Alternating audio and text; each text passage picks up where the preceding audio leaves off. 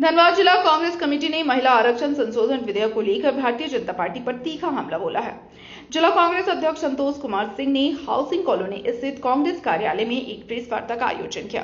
कांग्रेस जिला अध्यक्ष ने कहा कि भाजपा इस मुद्दे पर देश भर में भ्रामक और तथ्यहीन नैरेटिव गढ़कर जनता को गुमराह करने का प्रयास कर रही है। भाजपा यह झूठा प्रचार कर रही है कि कांग्रेस महिला विरोधी रही है और उसने संसद में महिला आरक्षण विधेयक को गिरा दिया था। उन्होंने इस दावे को पूरी तरह निराधार और असत्य बताते हुए कहा कि यह एक सोची समझी राजनीतिक रणनीति का हिस्सा है। यदि भाजपा वास्तव में महिलाओं के हित में काम करना चाहती है तो वह 543 लोकसभा सीटों पर तुरंत 33% आरक्षण लागू क्यों नहीं करती। उन्होंने कहा कि देश की महिलाएं अब इस राजनीतिक चालबाजी को समझ चुकी हैं और उन्हें यह एहसास हो चुका है कि उनके अधिकारों के नाम पर केवल राजनीति की जा रही है। उन्होंने यह भी कहा कि महिला आरक्षण से संबंधित संवैधानिक संशोधन विधेयक वर्ष 2023 में संसद द्वारा पारित किया जा चुका है। यह 131वां संविधान संशोधन है जिसे महिला सशक्तिकरण के नाम पर प्रस्तुत किया गया। उन्होंने आरोप लगाया कि इस विधेयक के साथ लोकसभा और राज्य विधानसभाओं की सीटों में वृद्धि तथा परिसीमन की शर्त जोड़ दी गई है, जिससे इसके लागू होने में अनावश्यक देरी हो सकती है। उन्होंने स्पष्ट किया कि वह हमेशा से महिलाओं को राजनीतिक भागीदारी में बराबरी का अधिकार देने के पक्ष में रही हैं।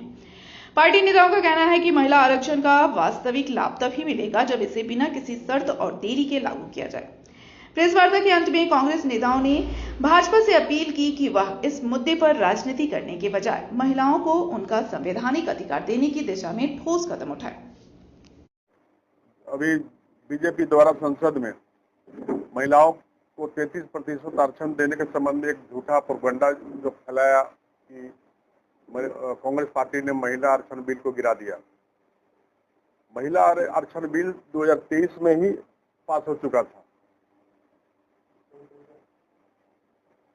और कांग्रेस पार्टी ने महिला आरक्षण बिल का पूर्ण रूप से समर्थन किया। बीजेपी महिला आरक्षण के बिल के आड़ में संपूर्ण भारतवर्ष में संसद और राज्य विधानसभाओं की सीटें मनमाने ढंग से बिना सर्वसम्मति बनाए राजनीतिक लाभ के लिए बढ़ाने का काम कर रही थी, जिससे वे 2029 के लोकसभा चुनाव में परिसीमन तथा वोटों के ध्रुवीकरण पर जीत हासिल कर सके। देश के बचे खुचे सार्वजनिक संपत्तियों को अपने पूंजीपति दोस्तों को बीच बांट सके।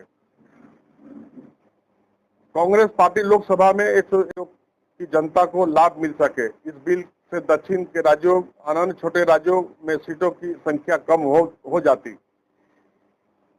इस बिल के पास होने के संघीय ढांचे बीजेपी द्वारा भारी फेरबदल कर दिया जाता, जो देश के लिए नुकसानदेह होता। आप जानते हैं कि बीजेपी लगातार संवैधानिक संस्थाओं पर बीजेपी के द्वारा प्रहार किया जा रहा, तानाशाही शासन की और ढकेलने का प्रयास किया जा रहा है, जो प्रजातांत्रिक मूल्यों की रक्षा में एक गंभीर खतरा उत्पन्न हो जाता। आज जिस ढंग से नरेंद्र मोदी अपने प्रेस कॉन्फ्रेंस के माध्यम से, संवाददाता सम्मेलन के माध्यम से अपने संबोधन में जिस ढंग से महिला आरक्षण बिल पर हाय तौबा और छाती पीट रहे थे, लग रहा था कि पूरा पहाड़ टूट गया है। कुल मिलाकर इनके इस बिल के आड़ में वो परिसीमन लागू करना चाहते थे 850। कांग्रेस पार्टी का मानना है कि आप 543 पर क्यों नहीं 33% आरक्षण लागू करें, जो आप 2023 में पारित हो चुका है। उनके इस बिल में कहीं न कहीं एक षड्यंत्र, एक साजिश थी, जिसके खिलाफ पूरा विपक्ष ने उनको आईना दिखलाने का काम किया।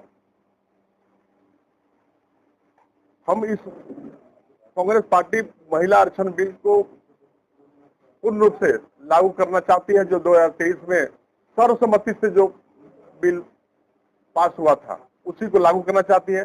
लेकिन केंद्र सरकार की मंशा ठीक नहीं है, जिसका कांग्रेस पार्टी ही नहीं पूरे विपक्ष ने उनकी मंशा को भांपते हुए और आनंद फानन में चुनाव, जब कई राज्यों में चुनाव चल रहे हैं, तो ये बिल को जो स्पेशल लोकसभा खुलवा करके बिल लाना, ये उनका घातक मानसिकता का परिचय देता है।